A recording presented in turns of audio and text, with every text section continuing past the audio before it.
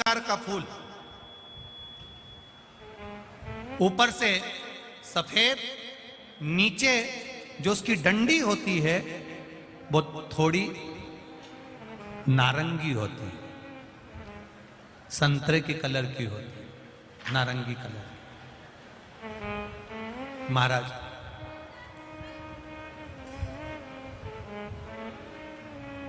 रात्रि में खिलने वाला ये फूल,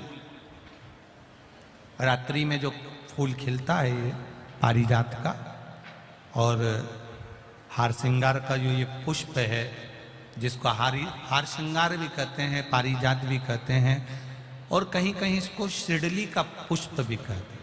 ऊपर से सफेद होता है, नीचे उसकी जो डंडी होती है वो नारंगी कलर की होती है। शिव कथा कर रही है, शिव महापुराण का चरित्र कर रहा है। जिस समय पर संतान की प्राप्ति नहीं होती या किसी कारणवश, किसी कारण से हमारे यहां वंश की वृद्धि नहीं होती, तब देवाधिदेव महादेव की आराधना पारिजात के फूल से करी जाती है। अब उस पुष्प को चढ़ाने का एक तरीका है, जरा ध्यान दीजिएगा। पंच पुष्प शिव महापुराण की कथा आप लोग सुनने के लिए बैठे हो, बड़ी आस लगाकर बैठे हो, उसको समझिए। पारिजात का जो फूल शिव जी को चढ़ता है, भगवान देवाधिदेव महादेव को चढ़ता है, जैसे ये शिवलिंग है, मान लो ये शंकर भगवान का शिवलिंग है, ये जलाधारी है, ये जल नीचे गिरने का स्थान। आप लोगों ने पहले कथा सुनी है ना सबने, आपको सबको मालूम होगा। राइट में गणेश जी का स्थान, लेफ्ट में कार्तिकेय का स्थान, बीच में अशोक सुंदरी की जगह। जहां पर यह शिवलिंग रखा है वो माता पार्वती जी का हस्त कमल, शिवलिंग के रूप में, शंकर भगवान के रूप में यह शिवलिंग है। ऊपर से जो एक एक बूंद जलाधारी नीचे गिरती है वो शंकर भगवान की 5 लड़कियां, जया, विषहरा, शामली बारी, दौतली और देव, ये शंकर जी की 5 बेटियां हैं। वंश वृद्धि के लिए, कार्य सिद्धि के लिए, वैभव प्राप्ति के लिए, या अपने हृदय की सुख समृद्धि के लिए, संतान प्राप्ति के लिए पारिजात हार श्रृंगार के फूल की शिव जी को आराधना होती है। हार श्रृंगार का जो पुष्प होता है, अशोक सुंदरी वाली जगह पर हम पारिजात के पुष्प को समर्पित करते हैं। उसकी डंडी का जो मुख है वो शिवलिंग की ओर होता है जब हम अपना अशोक सुंदरी पर चढ़ाते हैं, और फूल का मुख इधर होता है। वापिस उसी पारिजात के पुष्प को उठाकर हम माता पार्वती जी के हस्त कमल पर, जो गोल हस्त कमल है, वहां समर्पित करते हैं। उस जगह पर माता पार्वती जी की ओर से जो पुष्प समर्पित किया जाता है, उसकी डंडी पारिजात की हमारी ओर होती है, पुष्प का मुख महादेव की ओर होता है। तीसरी जगह जब हम पारिजात के पुष्प को अशोक सुंदरी पे से उठाकर जगत जननी के हस्त कमल पर रखते हैं, हस्त कमल पे से उठाकर देवाधिदेव महादेव के शिवलिंग पर रखते हैं, उस समय पर पारिजात के पुष्प की डंडी शिवलिंग के ऊपर होती है और फूल का मुख अपनी ओर होता है। इस जगह पर पारिजात के पुष्प की डंडी के केसर से ही महादेव को त्रिपुंड लगाया जाता है और महादेव से प्रार्थना करी जाती है। अब पारिजात के फूल का केसर कैसे बनाना है वो भी एक बार आप लोग अच्छे से समझे।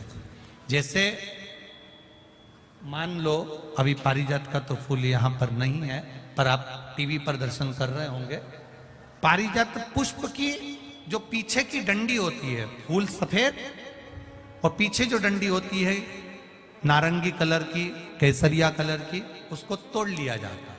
तोड़कर ऐसी 25-50 फूल की पीछे की डंडी को तोड़कर उसको रख दिया जाता है। उसको धूप में नहीं सुखाते, केवल घर में उसको एक कटोरी में या थाली में रख दो, वो धीरे धीरे सूख जाएगा। सूखने के बाद उसको पीस लो, पीसकर फूल की उस डंडी का, और जिस समय वंश के लिए, सिद्धि के लिए, कार्य सिद्धि के लिए या वैभव प्राप्ति के लिए हम पारिजात का पुष्प देवादिदेव महादेव को समर्पित करते हैं, उस समय इसी को पानी में घोलकर देवादिदेव महादेव को जब आप लगाएंगे तो जैसे केसर घुलती है, केसर का जैसे कलर होता है, केसर जैसी सुगंध करती है, वैसे की वैसे ही ये पारिजात की जो डंडी आप लोगों ने सुखाई है, वही डंडी का जो चंदन बनाया है, शिव जी को लेपन करा है, उस समय पर अपने हृदय की बात आपने जो देवादिदेव महादेव को कही है, बस वही सुगंध हमारे जीवन में आना प्रारंभ हो जाती है। वो पारिजात हार श्रृंगार, अगर आपके यहाँ हार श्रृंगार का पेड़ लगा हो, पारिजात का पुष्प यदि आपके यहाँ होता हो, रात को खिलता है, सवेरे मिलता है, ऐसा पारिजात का अगर वृक्ष आपके यहाँ लगा हो तो प्रयास करना। 12 महीने शिवरात्रि आती है, बोलो आती कि नहीं आती? आती है ना 12 महीने। 12 महीने शिवरात्रि आती है। कैलेंडर पर एक गोला बनाकर रख देना कि हमको ये शिवरात्रि आई है, हर महीने की शिवरात्रि तुम्हारे ध्यान में रहेगी। एक पारिजात का पुष्प, हार श्रृंगार का पुष्प एक अगर देवादिदेव महादेव को आपने चढ़ाना चालू कर दिया, समर्पित करना प्रारंभ कर दिया, तो आपको पीछे पलट कर देखने की जरूरत नहीं पड़ेगी, महादेव हाथ पकड़ ही रहता। पारिजात का पुष्प शिव को समर्पित हो।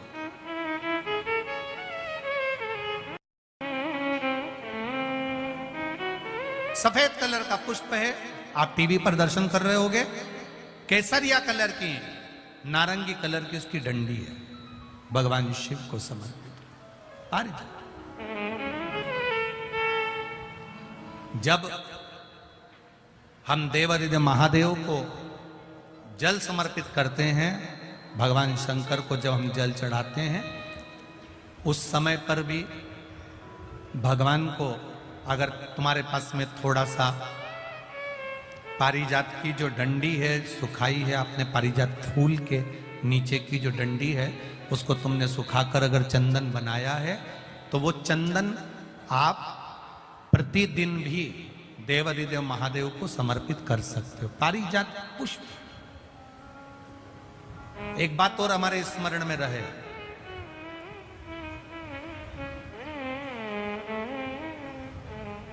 भगवान शिव को जो ये 5 तरह के पुष्प समर्पित करे जाते हैं, इन पुष्पों की डंडी जो पीछे लगी होती है, इसको तोड़ा नहीं जाता शिव जी को चढ़ाते समय, इसका स्मरण आपको रहे।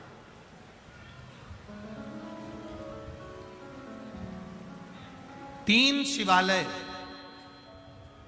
ऐसे हैं जहां पर पारिजात के पुष्प को समर्पित कर देने से, भगवान शंकर को अगर पारिजात का पुष्प समर्पित किया जाता है तो मनवांछित फल की प्राप्ति होती है। पहला, मां नर्मदा से निकला हुआ कंकर नर्मदेश्वर महादेव। अगर कहीं नर्मदा जी के कंकर से शिवलिंग बना हुआ है तो मां नर्मदा के शिवलिंग पर पारिजात का पुष्प समर्पित होता है। दूसरा, जो शिवालय एकांत में हो, एकांतेश्वर महादेव जो एकांत में बैठे हो, भले ओटले पर बैठे हो, अकेले बैठे हो, एकांत में बैठे हो, वो एकांतेश्वर महादेव पर भी पारिजात का पुष्प समर्पित कर देने से, अगर कोई अदालत का कोर्ट केस होता है तो बाबा देवादिदेव महादेव का मात्र पारिजात पुष्प का स्मरण या उसको समर्पित कर देने से भी फल की प्राप्ति होती है। तीसरा, ऐसा शिवालय जो नदी के तट पर हो, सरोवर के तट पर हो, कुंड के तट पर हो, बावड़ी के तट पर हो, कुएं के तट पर हो। आप सब लोग तो ग्रामीण क्षेत्र के निवासी हैं और जितने लोग भी कथा सुन रहे हैं आस्था चैनल पर, फेसबुक, यूट्यूब पर, सबके स्मरण में होगा पहले हमारे जो पूर्वज होते थे वो कुआं बावड़ी के पास में शंकर जी का शिवलिंग रख देते थे। ध्यान में होगा, जिसको स्मरण में होगा उसको मालूम होगा। शिवलिंग लाते थे और जहां कुआं होता था, बावड़ी होता था, तालाब होता था, नदी होती थी, उसके तट पर, उसके पास में शिवलिंग रख देते थे। कारण क्या है?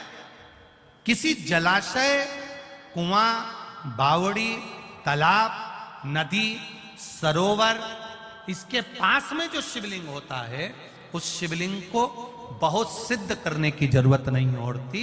स्वयं गंगा मैया उस कुंड बावड़ी के रूप में रहकर शिवलिंग को सिद्ध कर देती है और वहां स्वयं विराजमान हो जाती है महाराज।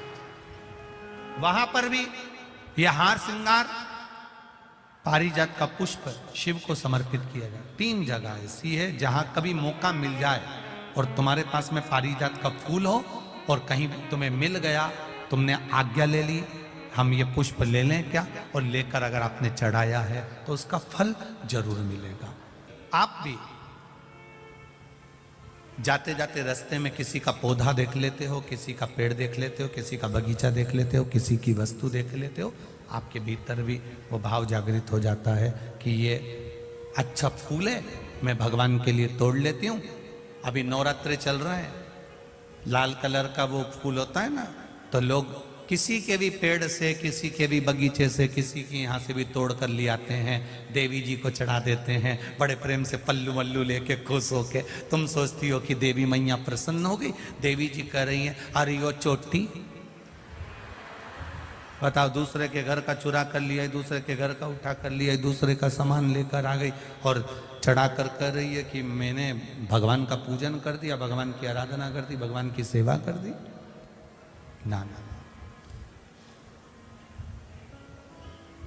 जैसे अपने घर का 1 लोटा जल लेकर जा रहे हो, अगर किसी के यहां तुमने पूछ लिया कि हमें आपके बगीचे का फूल ले जाएं, वो आज्ञा दे दे तो ले जाओ।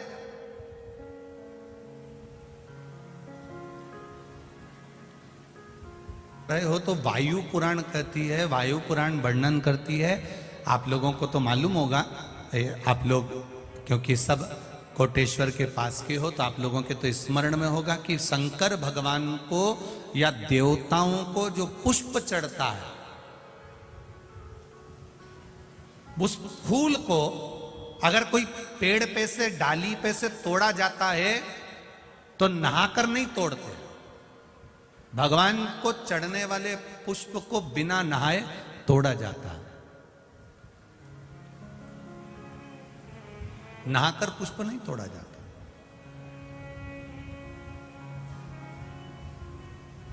कितने लोग हैं जो बगीचे से फूल तोड़ते होंगे तो नहा के तोड़ लेते होंगे, और कितने लोग हैं जो बगीचे से पुष्प तोड़ते हैं तो सुबह सुबह उठे, मंजन आदि करा, हाथ पैर धोया, बगीचे में गए, डाली पे से फूल तोड़े और भगवान को समर्पित करे। वायु पुराण का शब्द कह रहा है, भगवान को समर्पित होने वाले पुष्प जब आप तोड़ते हैं, लेकर आते हैं, और पुष्प का एक नियम है, पुष्प धोया भी नहीं जाता। पुष्प को पानी में धोते नहीं, जैसा डाली से मिला है बस उसको लिया, रख दिया। जब आप पूजन करने के लिए बैठे और पूजन के समय पर उस पुष्प को तुमने उठाकर भगवान को समर्पित किया, भगवान को चढ़ाया, भगवान को समर्पित करना प्रारंभ करा। अब आप लोग कहेंगे गुरुजी शरीर बासी है, शरीर हमारा, बताओ हम स्नान करे नहीं है और स्नान नहीं करे और फूल तोड़ लिया तो वो फूल अशुद्ध नहीं हो गया? वो फूल शुद्ध ही नहीं हुआ। वायु पुराण कह रही है, वायु पुराण वर्णन कर रही है, भगवान को चढ़ने वाला पुष्प जब हम डाली पे से उतार कर लेकर आते हैं और लाकर हम भगवान के पास में कहीं स्थान पर रख देते हैं, और स्नान करने के बाद जब हम शंकर भगवान को याद, कोई भी राम जी को, कृष्ण जी को, ठाकुर जी को, देवी जी को वो पुष्प जब समर्पित करते हैं तो उससे ना जाने कितने कितने दोष हमारे जीवन के समाप्त हो जाते हैं। ये वायु पुराण वर्णन कर, ना जाने कितने कितने दोष हमारे समाप्त हो जाते हैं। ये वायु पुराण कर रहे हैं, ये वायु पुराण कर रहे हैं। अब पुष्पदंत गए, देखते देखते चित्ररथ राजा के बगीचे में प्रवेश कर रहे हैं। अब चित्ररथ राजा के बगीचे में प्रवेश कर, बड़ा सुंदर बगीचा था, बड़ा सुंदर, देखकर मन में उमंगता आ गई कि मुझे इसमें से पुष्प तोड़ना। राजा चित्ररथ के बगीचे में प्रवेश कर गए, बिना पूछे, बिना जाने, बिना बात करे, बस बगीचे में गए और फूल तोड़कर, पत्तियां तोड़कर लेकर आ गए और लाकर उन्होंने भगवान शंकर को समर्पित करना प्रारंभ किया।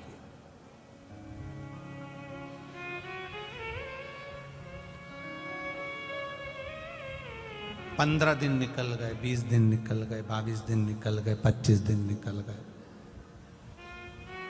एक बार राजा चित्ररथ भगवान का पूजन करने के लिए बैठे और भगवान का पूजन करते करते राजा चित्ररथ ने कहा, चलो बगीचे से फूल लेकर आओ, जाओ जरा। अब माली गए, जो सेवक थे वो बगीचे पहुंचे और बगीचे से पुष्प लेकर आने लगे।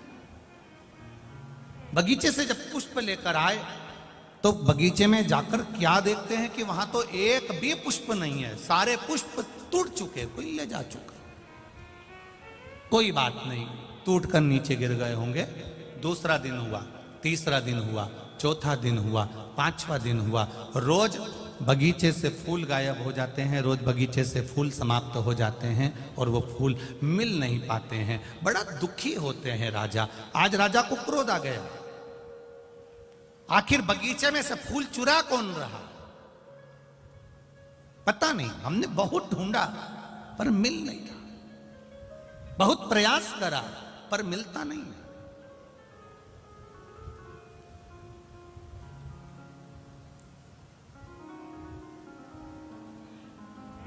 दूसरे दिन दूतों को बगीचे में चुपचाप से बिठा दिया गया, पर पुष्पदंत गंधर्व को तो वर मिला हुआ था, पुष्पदंत गंधर्व को आशीर्वाद मिला हुआ था कि ये दिखेगा नहीं, इसकी वाणी सुनाई नहीं देगी, इसके चलने पर इसके कदम की आवाज नहीं आएगी। इसको तो वर था। अब ना तो वाणी सुनाई दे रही है, ना कदम चलते हुए दिख रहे हैं, ना ये दिख रहा, और फूल टूट गए, ले गए। राजा को क्रोध आ गया। चित्ररथ राजा ने विचार करा कि मेरे यहां से रोज फूल जा रहे हैं, पकड़ाई में नहीं आ रहा, तो अब करूं क्या। राजा चित्ररथ भी शिव जी की उपासना करता था, भगवान शंकर का भजन करता था, शिव जी की आराधना में डूबा रहता था। आज उसने विचार करा, शंकर जी पे से चढ़ा हुआ निर्माल्य बेलपत्र उठाया जाए और शिव जी पे से चढ़ा हुआ निर्माल्य उठाकर, बेलपत्र उठाकर बगीचे के आसपास में डाल दिया जाए।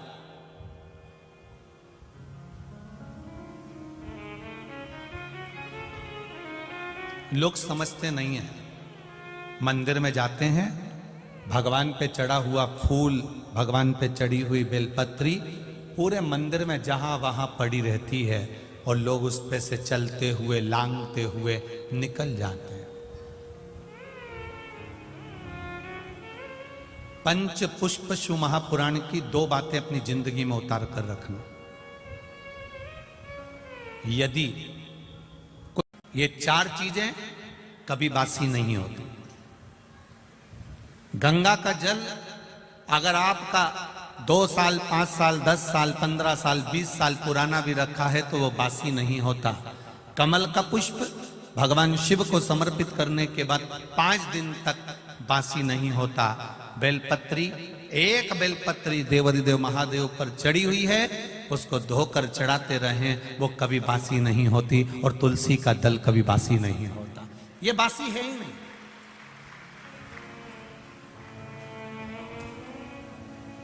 भागवत, रामायण, गीता, शिव पुराण, भगवान का भजन, कीर्तन, स्मरण, मंत्र जाप, आपके गुरु ने जो आपको जाप दिया है, आपके गुरु ने जो शब्द दिया है, आपने जो भगवान का नाम पकड़ कर रखा है, भजन पकड़ कर रखा है, ये कभी बासी नहीं होता। आप जब गाओगे तब वो ताजा, उसमें बासीता नहीं।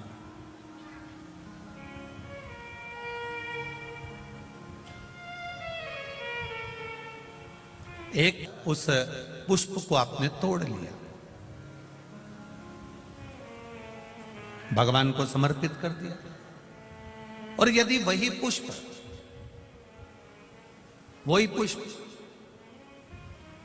आप बिना पूछे, जिसका बगीचा है, जिसका पौधा है, जिसका पेड़ है, उससे तुमने पूछा ही नहीं और तुमने तो सोचा हाँ सवेरे सवेरे कौन देख रहा है, फूल तोड़ा लिया और शंकर जी को चढ़ा दिया।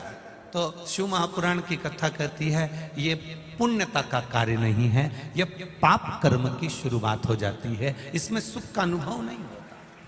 थोड़ा आप लोगों को बड़े बुरा लग सकता है कि हम दूसरे के पेड़ से फूल तोड़ कर ला रहे हैं, या तो आपको उस पेड़ वाले से हम दूसरे के बगीचे से पुष्प लेकर आ रहे हैं, या तो उस बगीचे वाले से हम दूसरे के यहाँ से पुष्प लेकर आ रहे हैं। उस पुष्प जिसके बगीचे से ला रहे हो, जिसके पौधे से ला रहे हो, जिसके वृक्ष से ला रहे हो, शंकर भगवान को फूल चढ़ाने का भी नहीं है आपके पास में, तो आप एक चावल का दाना चढ़ा दो पर अपना चढ़ाओ। शंकर जी को अगर फूल चढ़ा रहे हो तो आप पहले सामने वाले से पूछो कि आपके बगीचे से मैं रोज फूल तोड़ सकती हूँ, आपके यहाँ पेड़ से मैं आप पुष्प ले सकती हूँ। अगर वो कह दे हाँ हमारे यहाँ तो लगे ही रहते हैं, तुम्हारा मन करा करे तोड़ लिया करो, तुम्हारा मन करे उतार लिया करो और भगवान को चढ़ा दिया करो। तो वो पुष्प जब आप शिव जी को चढ़ाओगे तो आपको जीवन में एक आनंद की अनुभूति होगी और आपके कार्य सफल होना प्रारंभ हो जाएंगे अपने आप।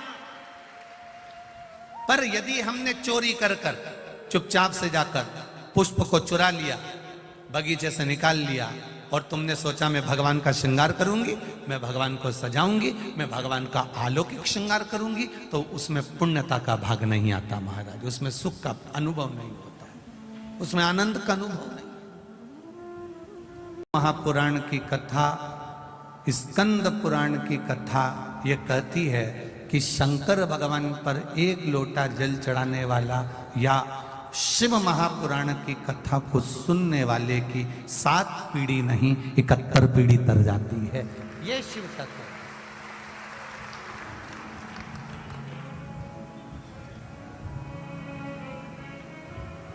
थे, मंदिर जाते थे, मंदिर का ही जल भरकर शिव जी को चढ़ा देते थे। अब आप लोग मंदिर का जल लेते हो क्या? बोलो बोलो, जम के बोलो जरा। नहीं लेते। कहां से लेकर जाते हो? अपने अपने घर से लेकर। कारण क्या है?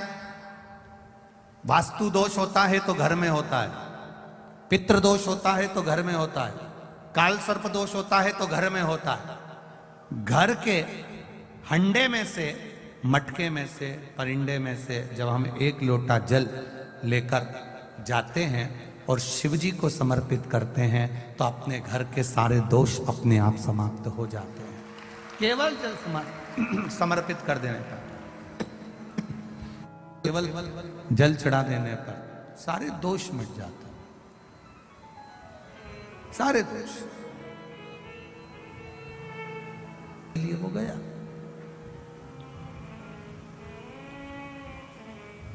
फूल पंच पुष्प शिव महापुराण की कथा है। फूल चढ़ाने से पहले फूल चढ़ाने का तरीका आना चाहिए। फूल चढ़ाने से पहले कौन से पुष्प आप देने जा रहे हो, वो फूल कहाँ से लेकर आए हो, उसका तरीका आना चाहिए। भले आपके पास में पुष्प नहीं है, आपने मंदिर कई पुष्प चढ़ाया तो उसका भी तरीका आना चाहिए।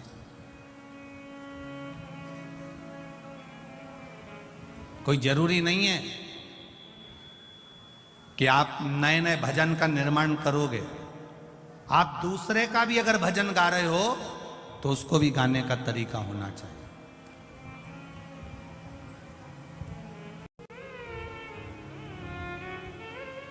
पंच पुष्प शिव महापुराण की 2 बातें अपनी जिंदगी में उतार कर रखना। यदि कोई बड़ा रोग अपने जीवन में नहीं चाहते हो, इस मुख को चाहते हो, इस मुख को जिंदगी भर शुद्ध चाहते हो और इस मुख में कभी कोई बड़ी बीमारी नहीं चाहते हो, तो 2 बातें अपनी जिंदगी में उतार कर रखना। एक, भगवान के पढ़े हुए निर्माल्य पर कभी लांगा ना जाए। दूसरा, अपने मुख में पान खाकर, गुटखा खाकर या कोई वस्तु खाकर जो मंदिर के लिए रास्ता जा रहा हो, भगवान की कथा के लिए रास्ता जा रहा हो, भगवान के द्वार पर रास्ता जा रहा हो, वहां अपने मुख से थूका ना जाए। जितने लोग पार कर कर जाते हैं उतना दोष आपको लग जाता है और आपका जीवन नष्ट हो जाए।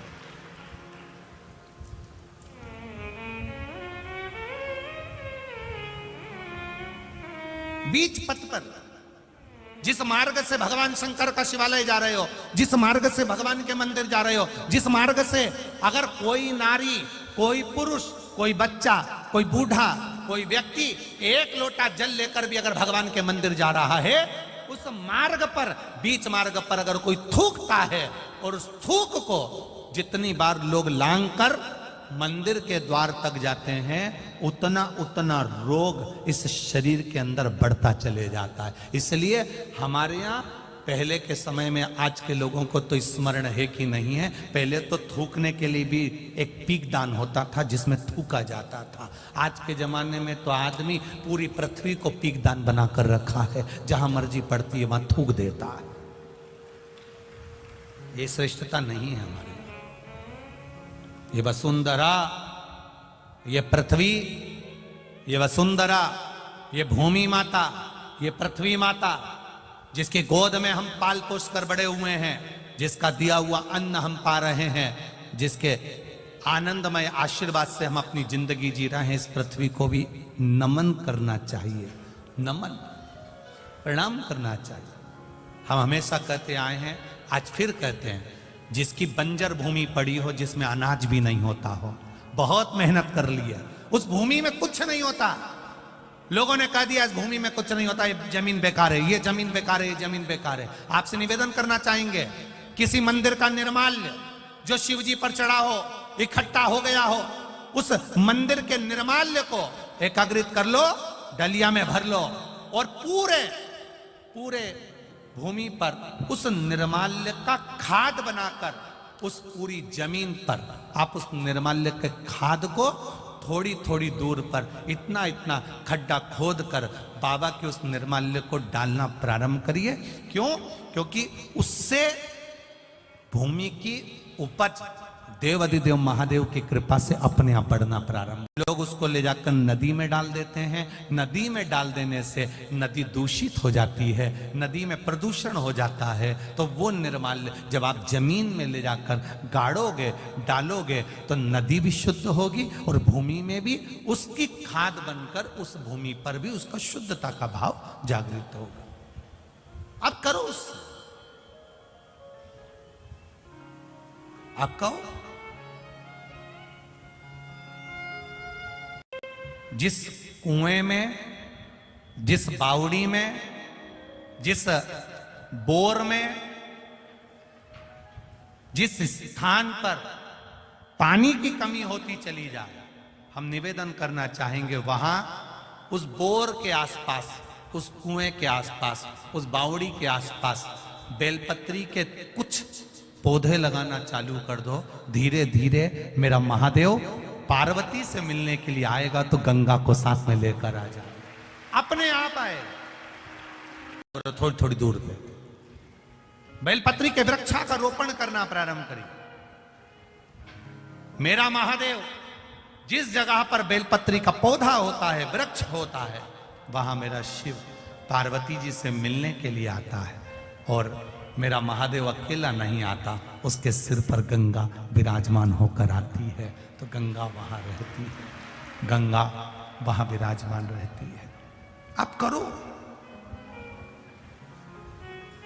शिव तत्व को जाने। पुष्पदंत पकड़ाई में नहीं आ रहा था, तब उसी समय पर चित्ररथ ने शिवजी पे चढ़ी हुई बेलपत्र को छाट कर निकलवाया और चारों तरफ बगीचे के जो द्वार थे, उन द्वारों के सामने देहली पर वो बेलपत्र रख दी और बेलपत्र रखी और चित्ररथ ने कह दिया अब तुम चिंता मत करो, अब वो पकड़ा जाएगा। और पुष्पदंत वापिस बगीचे में फूल तोड़ने के लिए गया। जाते ही बेलपत्री पर उसका पांव रखाया, किसी को आवाज नहीं आई, पुष्पदंत दिखाई नहीं दिया। और अंदर जब प्रवेश कर गया, प्रवेश करते ही बस देवादिदेव महादेव कैलाश पर विराजमान थे और उनको क्रोध आ गया, क्रोध आ गया। गुस्से में आकर भगवान ने श्राप दे दिया, पुष्पदंत कोई साधारण सा व्यक्ति होता जो मेरे निर्माल्य को लांग कर जाता है, मैं उसको छोड़ता नहीं, पर तू मेरा भजन करने वाला, तू मेरा स्मरण करने वाला, तू जानता है कि निर्माल्य की महत्वता क्या है, शंकर जी पे चढ़े हुए जल की महत्वता क्या है, शिव जी पे चढ़े हुए एक बेलपत्र की महत्वता क्या है, शंकर पर चढ़े हुए नैवेद्य की महत्वता क्या है। कितना कितना शिव महापुराण की विद्येश्वर संहिता के गीता प्रेस गोरखपुर की अगर आपके पास में शिव पुराण हो तो उसकी विद्येश्वर संहिता के 75 नंबर पेज को निकालना, 75 नंबर पृष्ठ को निकालना, 75 नंबर पेज को निकालकर पढ़ना। उसमें लिखा है शंकर भगवान की पूजा नारी हो, पुरुष हो, बच्चे हो, कन्या हो, स्त्री हो, वो जिस भाव से शिवलिंग की पूजन करती है, स्पर्श करती है, आराधना करती है, उसका जो मन में भाव प्रकट होता है, भगवान देवादिदेव महादेव वेद व्यास जी लिखते हैं, शिव पूरा कर देते हैं। जो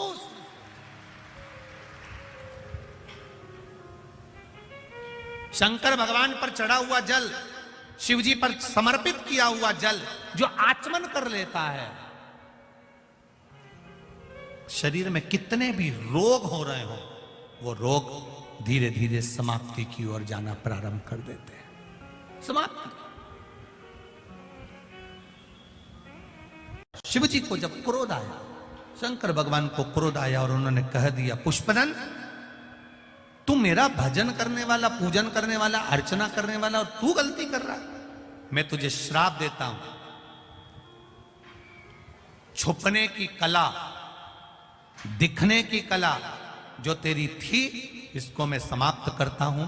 और बस इतनी देर में तो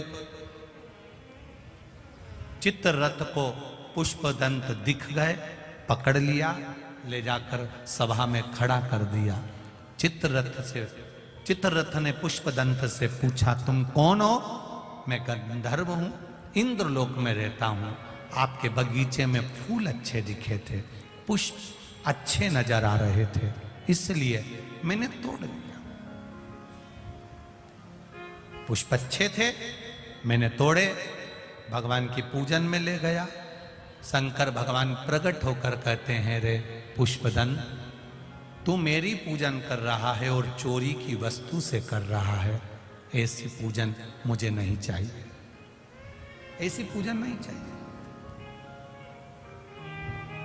आप देवादिदेव महादेव की जब पूजन करने बैठो तो झोली पसार कर बाबा से कहा करो बाबा इतना देना, इतना देना कि मुझे किसी के आगे हाथ फैलाने की जरूरत नहीं पड़े, तेरे दरवाजे से झोली भरा जाए और मेरा सब कार्य आपकी कृपा से हो जाए, बस इतनी कृपा कर दे। नहीं थी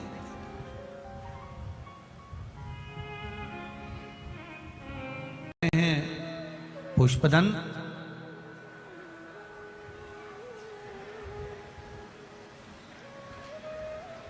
अपना खुद का जल, अपना खुद का पुष्प या किसी आज्ञा से लिया गया कोई पदार्थ शिव को समर्पित करता है, उसका फल जीव को